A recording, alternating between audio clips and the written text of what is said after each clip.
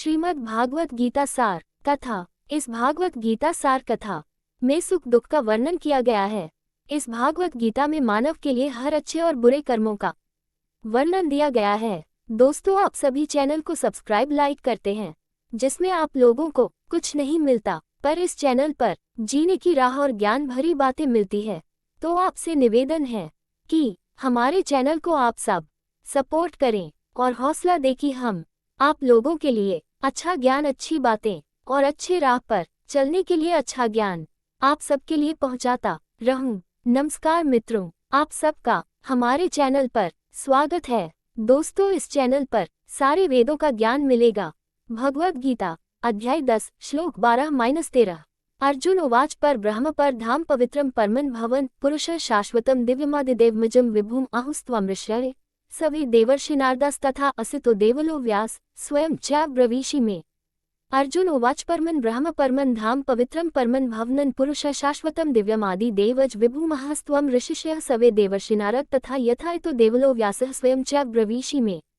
अर्जुन उवाच, अर्जुन ने कहा, परम सर्वोच्च ब्रह्म ब्रह्म परम सर्वोच्च धाम निवास पवित्रम शुद्ध करने वाला परमम सर्वोच्च भवन आप पुरुषम व्यक्तित्व शाश्वतम शाश्वत दिव्यम दिव्य आदि देवम आदि सत्ता अजम अजन्मा विभुम महान आहु वे घोषणा करते हैं त्वम आप ऋषिष्य ऋषियों सवे सब देव ऋषि नारद देवर्षि नारद तथा भी असित असित देवल देवल व्यास व्यास स्वयं स्वयं च तथा एव यहाँ तक कि ब्रवीषि आप कह रहे हैं मुझसे। अर्जुन उवाच परमन ब्रह्म परमन धाम पवित्रम परमन भवनन पुरुष शाश्वतम दिव्यमादि देवज विभुहसत्वम ऋषयः सवे देवर्षिर नारद तथासितो देवलो व्यासः स्वयं च ब्रवीषि में। अनुवाद। अर्जुन ने कहा, आप परम दिव्य पुरुष, परम धाम, परम शुद्धदाता, सनातन ईश्वर, आदि पुरुष, अजन्मा और महानतम हैं। नारद, असित, देवल और व्यास जैसे महान ऋषियों ने इसकी घोषणा की है और अब आप स्वयं इसे मेरे लिए घोषित कर रहे हैं। वैदिक शास्त्रों के भाष्यकार कभी कभी यह कहने के शौकीन होते हैं कि श्री कृष्ण, श्री राम आदि सर्वोच्च सत्ता नहीं है।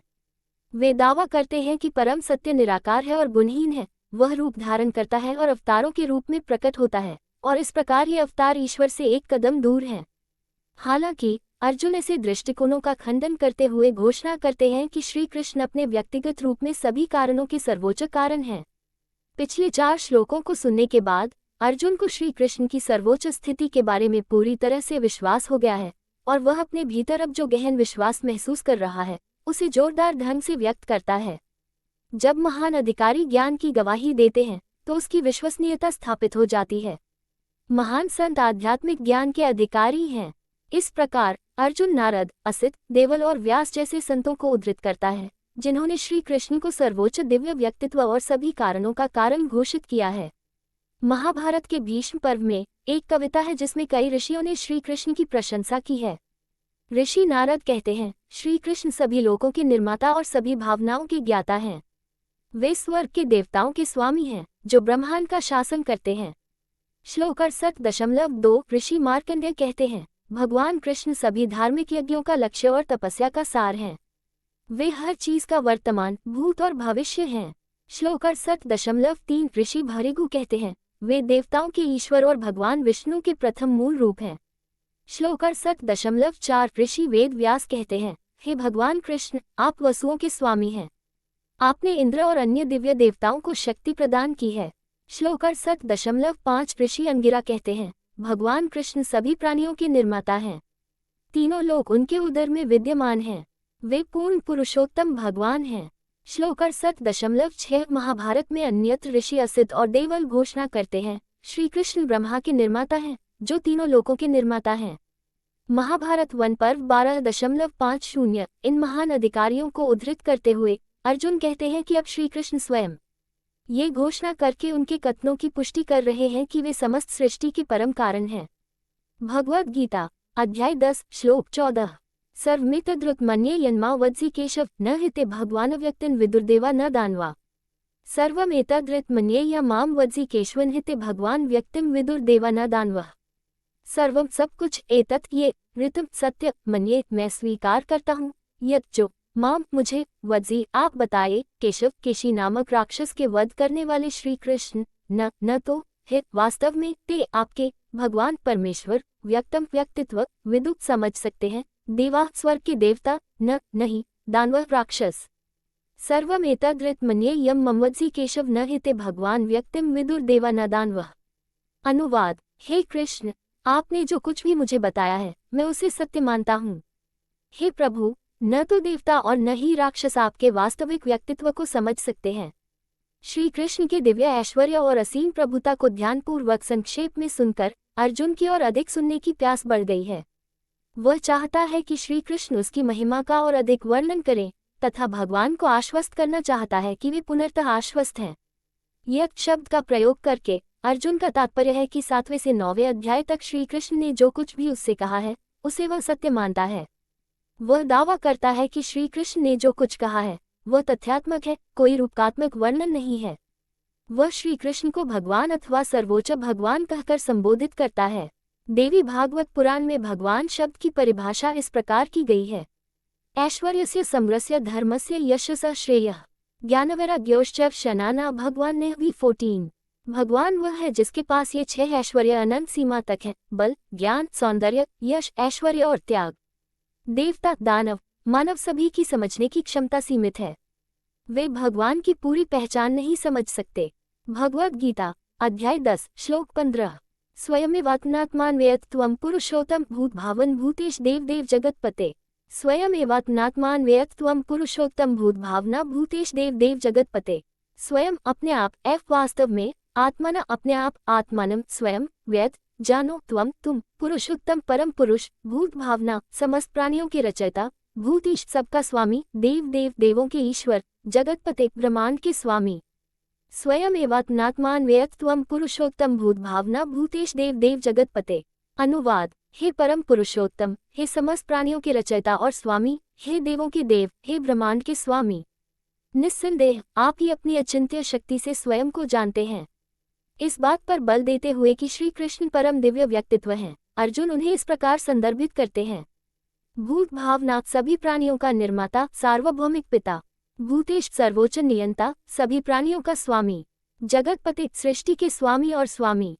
देव देव सभी दिव्य देवताओं के देवता। श्वेताश्वतर उपनिषद भी इसी तथ्य की घोषणा करता है। यस्मात् परम नापरमस्ति किंचित 3.9 15। ईश्वर को कभी भी पार नहीं किया जा सकता, वह हर चीज से परे है। पिछले श्लोक में कहा गया है कि ईश्वर को कोई नहीं जान सकता। ये स्पष्ट रूप से तर्कसंगत है। सभी आत्माओं के पास सीमित बुद्धि होती है, जबकि ईश्वर अनंत है और इसलिए वह उनकी बुद्धि की पहुंच से परे है। यह उन्हें छोटा नहीं करता, बल्कि उन्हें ऊंचा करता है। पश्चिमी दार्शनिक एफ जैकोबी ने कहा, जिस ईश्वर को हम जान सके वह कोई ईश्वर नहीं होगा। हालांकि इस श्लोक में अर्जुन ने कहा है कि आखिरकार एक व्यक्तित्व है जो ईश्वर को जानता है और वह स्वयं ईश्वर है। इस प्रकार केवल श्री कृष्ण ही स्वयं को जानते हैं और यदि वे किसी आत्मा को अपनी शक्तियां प्रदान करने का निर्णय लेते हैं तो वह भाग्यशाली आत्मा उन्हें भी जान लेती है। भगवद गीता अध्याय 10 श्लोक 16-17। समय कुमर्हस्य शेषेन दिव्याह्यात्म विभूते याभिर्विभूतिभिर्लोकानिमांस्त्वं व्याप्य तिष्ठसि कथ विद्यामह योगिस्त्वा सदा परिचिन्तन केषु केषु च भावेषु चिन्त्योऽसि भगवान् मया। वक्तुर्हास्य शेषेन दिव्याह्यात्म विभूतिभिर्लोकानिमांस्त्वं व्याप्य तिष्ठसि कथ विद्यानं योगिंस्त्वं सदा परिचिन्त्य केषु केषु च भावेषु चिन्त्योऽसि भगवान् मया।